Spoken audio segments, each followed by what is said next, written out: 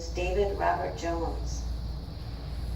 I was running a nightclub called the Embassy Club in London in the late 70s and early 1980s, and that was where I met David.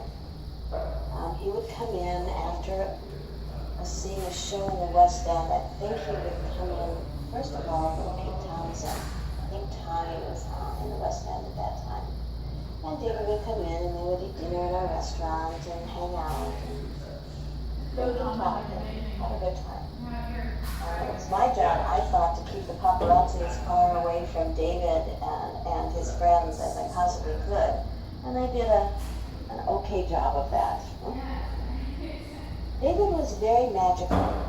The first time I met him, I was just awed. He sparkled. He had a very unusual presence, something that I've never seen before in any other human being. We got to know each other over a couple of years, and then there was a time that he was doing a play in the West End.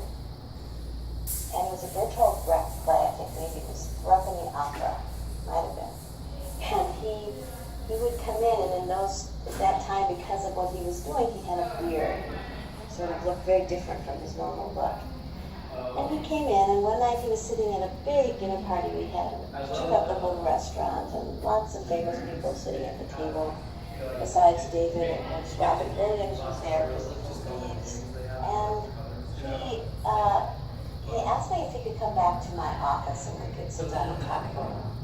And I assumed it was because Robin Williams just talked a lot. There was a lot of nervous energy around Robin.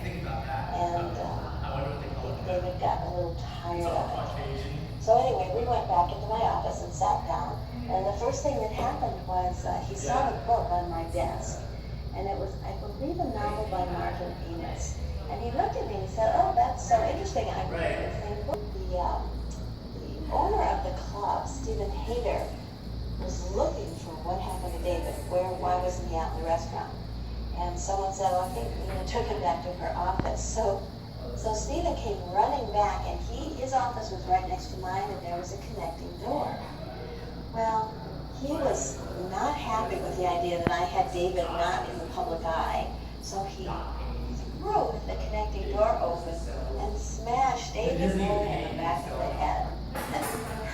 David was so annoyed. He looked at me and said, "Who is that annoying little man?" At which point Stephen backed away, closed the door, and left us alone. So we talked and we got on. We had a really good intellectual connection. I think he really wanted that. I was looking for that. And I don't think there was a whole lot of that coming out in the nightclub scene in London in general. So David and I started going out. We started dating. And it was magic. He always had a bodyguard with him, and he was the person who took me to my very first Japanese restaurant, which is not my favorite place.